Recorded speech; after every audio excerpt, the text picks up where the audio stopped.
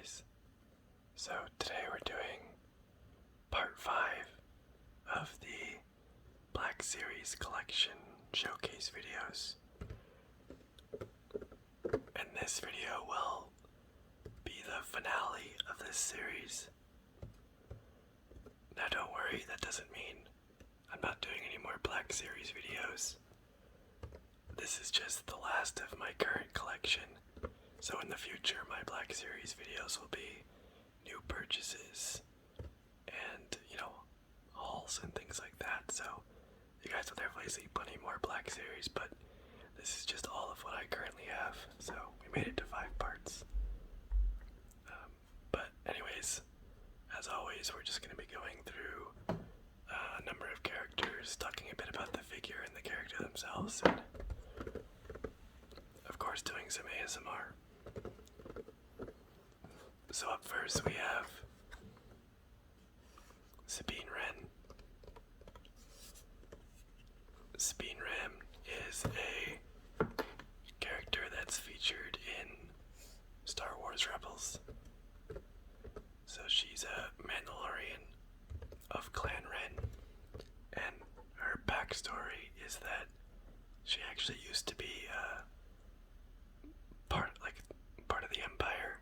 She was at the Imperial Academy, I believe, making weapons or something like that, and she decided to leave the Empire and her family, because her family's allied with the Empire. So she was kind of, cast out of her family when she left the Empire, and eventually she joined the Rebel Claws with the Phoenix Squad. So that, her plot with Mandalore and whatnot, and her relationship with her past is explored in the show. So if you haven't seen Rebels yet, I won't spoil it, but Sabine herself has a affinity towards art, specifically graffiti art. So her armor and some of the ships she flies, and her room on the ship and whatnot is all painted with graffiti art, and she graffitis imperial places and whatnot. So that's kind of her MO. But anyways, looking at the figure, it comes with a removable helmet, which is kind of nice. So you can either display it with the helmet off, or you can kind of forcibly shove the helmet on. It's a little tight, but it fits okay. So it's always nice when characters come with 2 helmets. And then the viewfinder thing comes down.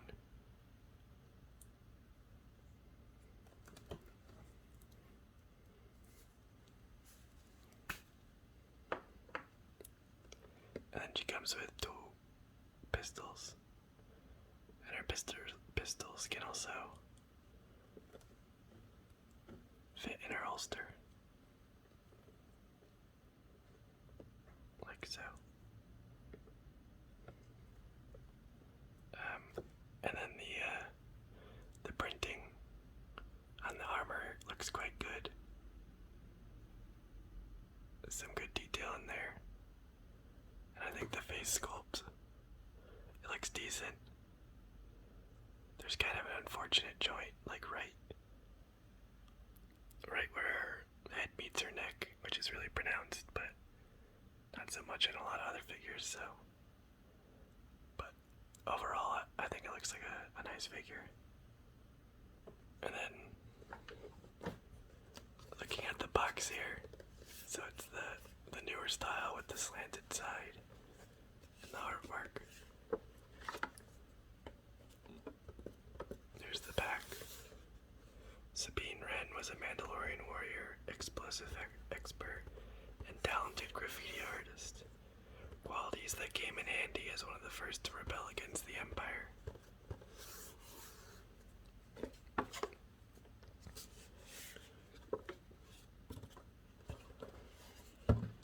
So anyways, there's Sabine. Move on to the next one.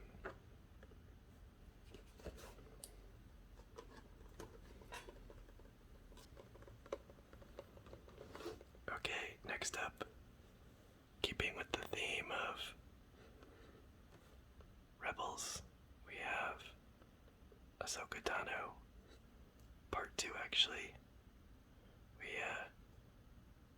Ahsoka Clone Wars version was in part 1, so I thought it was fitting that her Rebels version was in the finale, part 5. Anyways, this is her something like 15 years later. Rebels is like a few years before episode 4 and leading right up to it, so yeah, it's about 15, maybe 19 years before up to, so she's quite a bit older. And then, her basic backstory is she was Padawan to Anakin Skywalker in the Clone Wars. And, obviously, no spoiler there that she survives because she exists in these shows, but I won't spoil any of the details of how that happens. And then she eventually joins the Rebel cause. And if you haven't seen Rebels at all and aren't super interested of getting into it, I would highly recommend watching the last 2 episodes of season 2. There's some pretty cool stuff with a bunch of like really big characters in Star Wars, and I think that's like, if you don't want to watch Rebels, definitely just watch those 2 episodes. I think it's worthwhile.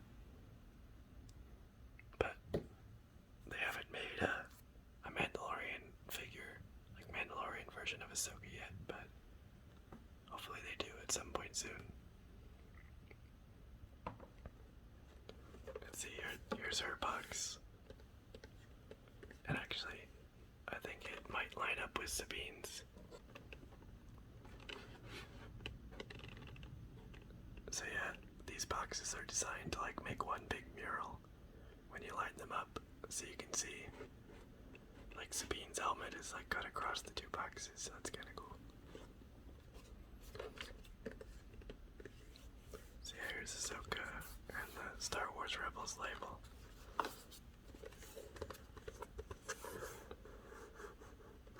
And the back says, Ahsoka Tano, a Togruta female, was the Padawan learner to Anakin Skywalker and hero of the Clone Wars.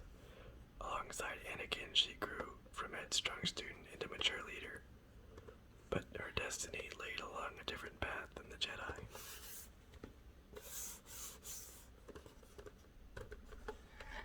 Anyways, taking a look at the figure here.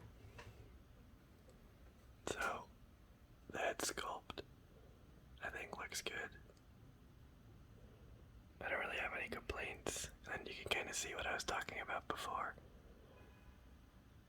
On Sabine, you don't really see the neck joint. On Ahsoka, or most of the other characters, it's just kind of on Sabine for some reason.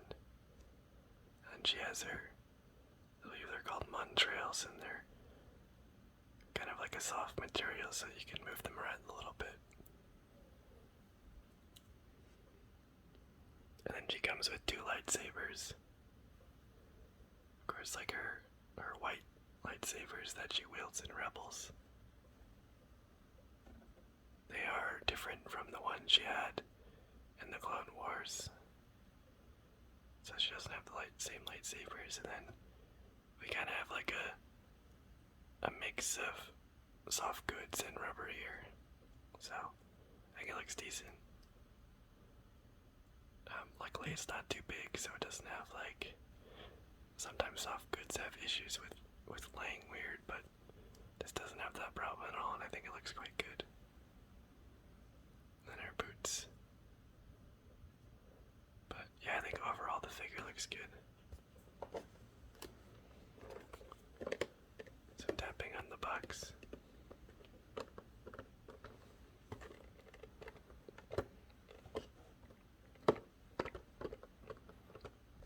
So anyways, yeah, that's Ahsoka.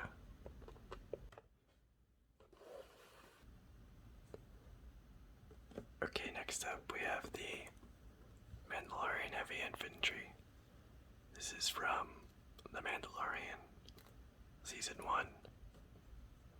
So when Din Djarin goes to the Mandalorian Enclave on, I believe it was Navarro, is the name of the planet, on one of the early episodes, like episode 3 or 4. He encounters, the clan of, or the Enclave of Mandalorians, and this is one of the guys, so he's kind of like the heavy unit, he's got a massive jetpack and a huge gun, and, it's episode 3, so I don't think there's much in the way of spoilers at this point. At the end of the episode, when he's attacked for, stealing back the child, all the other Mandalorians rush to his aid to sort of defend him on the way out, and this guy does actually, I think he has one line, maybe he has more, I don't remember, but I just distinctly remember him looking at Din Djarin and saying, "This is the way." I don't know why that sticks out in my mind, but he doesn't have a ton of screen time, but he's pretty cool looking. And they recently made a Hot Toys figure of him, but I missed that, and it's now sold out, so that kind of sucks, but maybe I'll get it down the road for resale or something, but for now I probably won't get it. But the Black Series figure is actually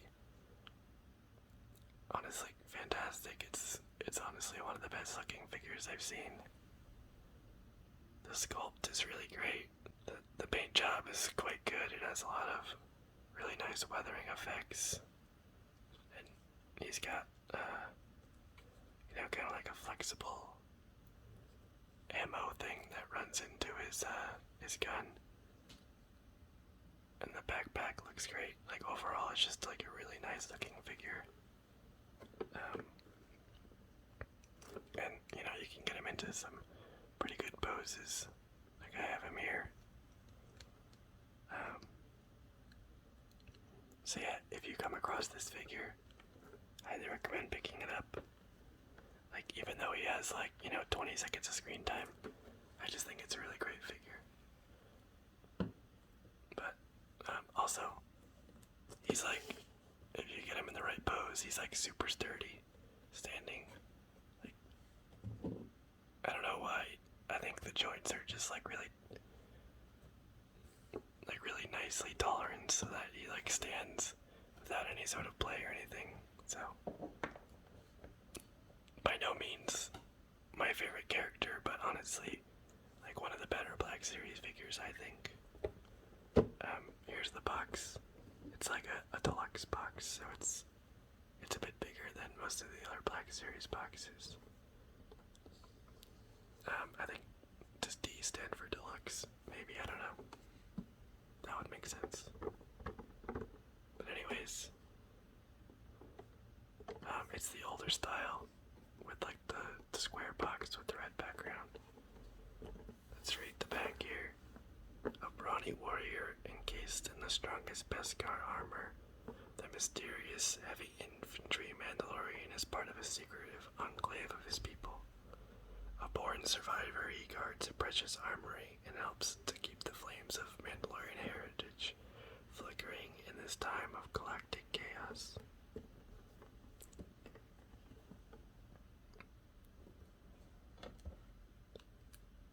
So anyways, that's the Mandalorian Warrior. Definitely highly recommend picking this guy up if you see him around. Okay, so the next 3 sets of figures are figures that I've actually already shown on my channel in a haul video that I did recently. But I thought they were good enough figures, and I wanted to show you guys them in this format, so I thought I would show them again. So the first such figure is Grand Admiral Thrawn. So the main reason I wanted to show this guy is just because he's one of my favorite characters. If you saw my 100 subscriber special, I'm starting to make like a screen accurate, like Imperial Grand Admiral uniform by, sewing it up and everything. So we'll see how that goes. Hopefully it turns out pretty cool. But anyways, if you're not familiar with Thrawn, he is a Imperial Grand Admiral. He has been in Legends for quite a while, since the 90s. But he was decanonized when Disney took over, but they recently started adding him back in canon through Star Wars Rebels and his own book series. But anyways, so Thrawn is a Chiss, and Thrawn is like his core name. His full name is Mithron Yerodo. I think that's how it's pronounced. So the Chiss, instead of using first names and last names, they use their core name. So like, Thrawn is like in the middle.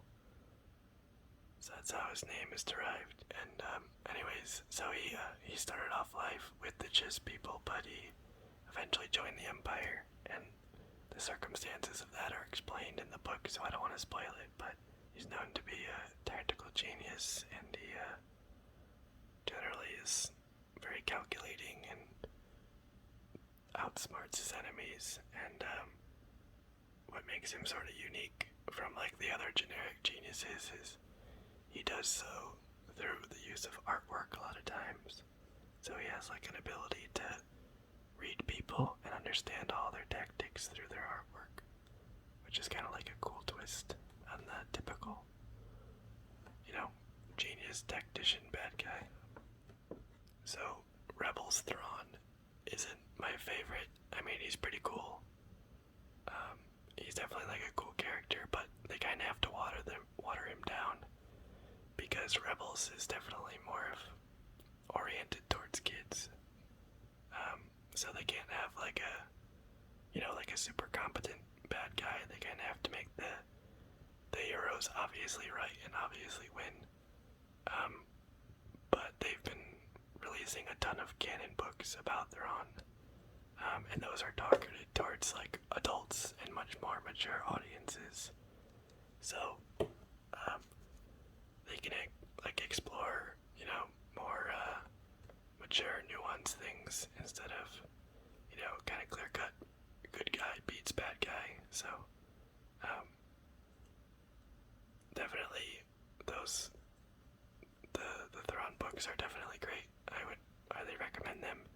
I just finished the 3 main books, so Thrawn Alliances and Thrawn Treason, and I've just started Thrawn Ascendancy trilogy, so starting with Chaos Rising. So the new one's coming out, I think, in a few weeks, so hopefully I can finish Chaos Rising before the new one comes out. But yeah, in the books, it's from his perspective, so they can sort of explore more mature stuff and, his character a bit more than in Rebels. So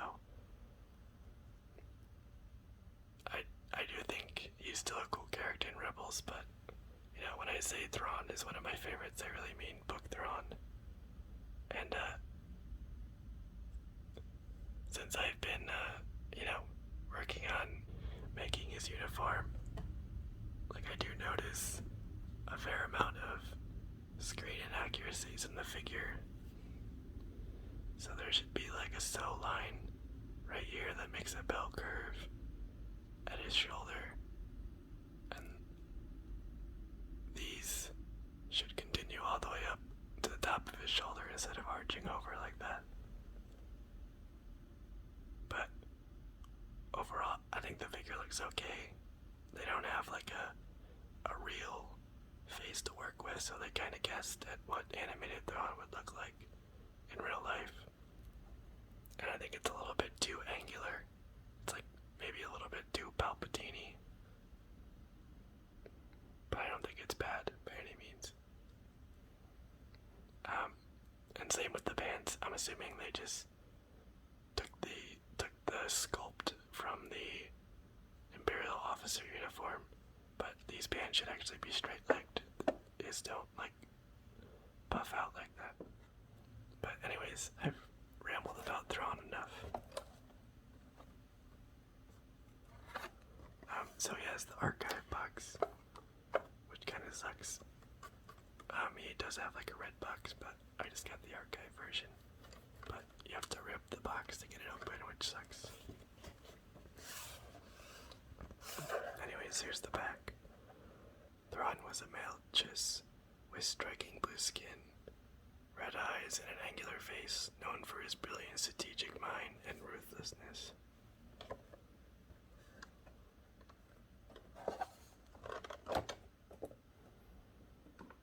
But anyways, there's Thrawn.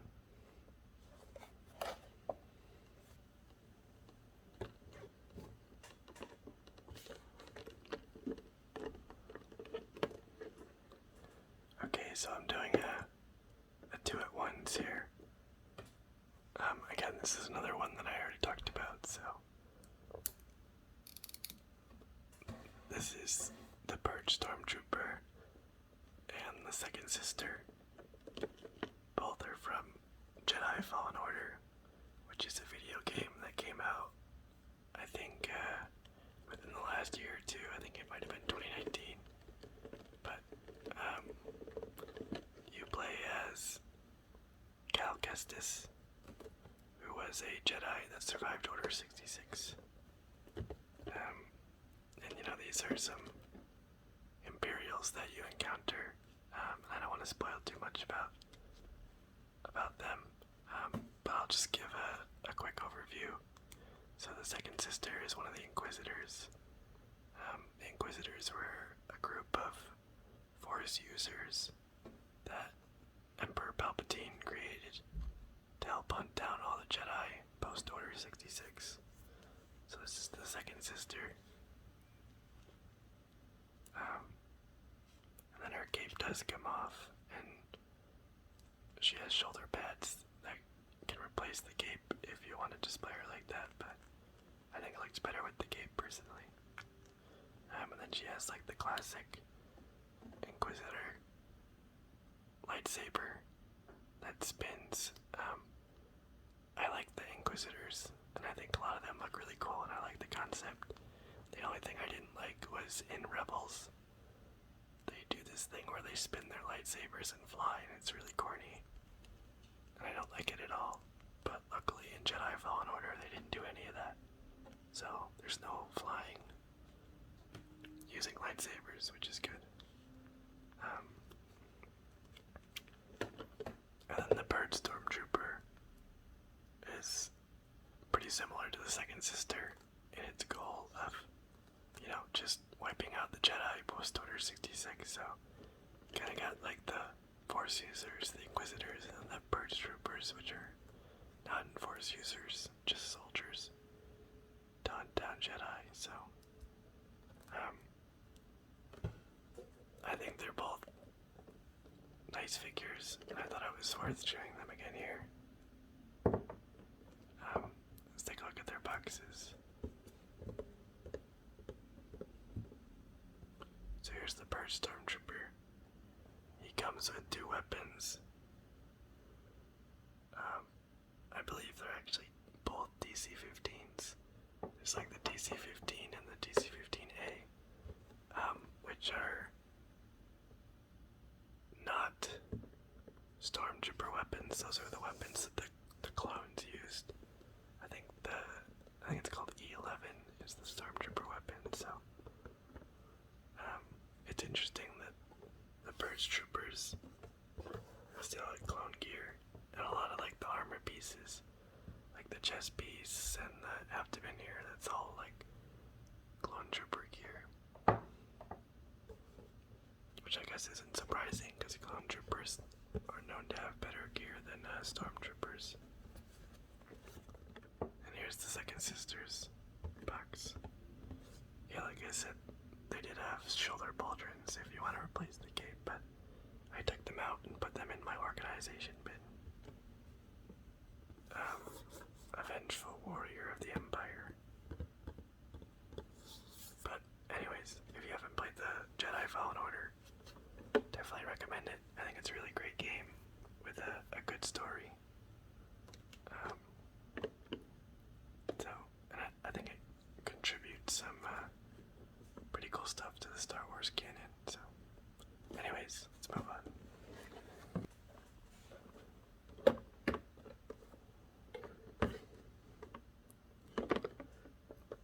So, the last two figures that I'm going to show in this series is Commander Cody and Commander Gree.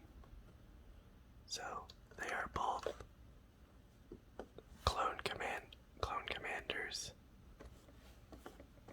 who fought in the Clone Wars and were clones of Jango Fett. So, Commander Cody was the commander of the 212th Attack Battalion who fought under General Kenobi. And Commander Gree was the commander of the 41st Elite Corps, who fought on Kashyyyk under the leadership of Yoda.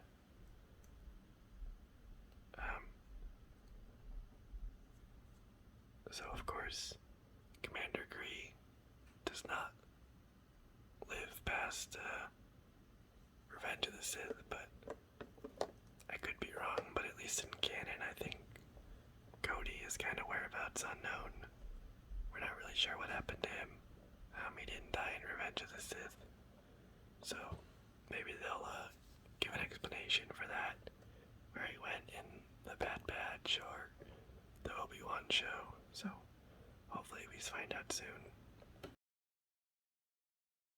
But anyways, I only need, after these two, I only need one more clone commander to have them all, which is Wolf of the Wolf Pack. And I actually have that one on pre-order, so hopefully it'll get here sometime soon. So excited to have like the complete set of clone commanders. But anyways, I think the sculpts are slightly different. Commander Cody kind of has a few bits and bobs, like the antenna on his shoulder pad. He's got the visor, and he also has kind of more subtle details like the scratches on his chest plate. And then Gree kind of has suspender type things, and then an antenna on his back. So they're fairly unique looking clones. And then Gree also has sort of like a Greeble looking thing on his leg. But anyways, always love to have clones. Like I've said, Hasbro could just change colors on a bunch of clones and print money. Unfortunately, I have the archive box. But it is what it is. Clone Commander Cody, a natural and practical leader in the clone army. Cody was a good fit for General Kenobi, to whom he was particularly loyal. Right up until the end.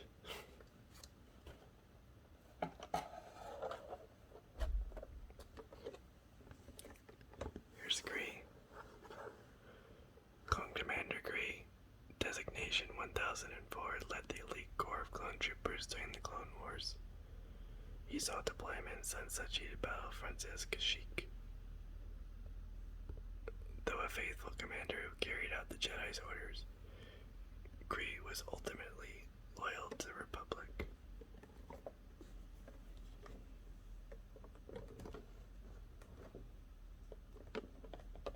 So, I guess one thing I've noticed is that Gree's joints they're not stiff, but they're like, reasonable for what you'd expect. Whereas, I don't know if it's just my figure, everyone's, like Cody's joints seem to be quite loose for whatever reason, mostly in the legs. You can see it kind of wobbles just by me like lightly pushing it, but it's not a huge deal, just something I noticed. But anyways, let's line them all up. going to and wrap up this episode.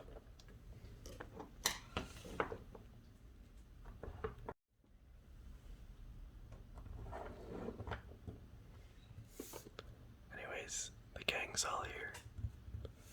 So, like I said, this is the finale of this series, but I'll continue to buy and show you guys Black Series figures and do more content related to them, so this isn't the end of Black Series, but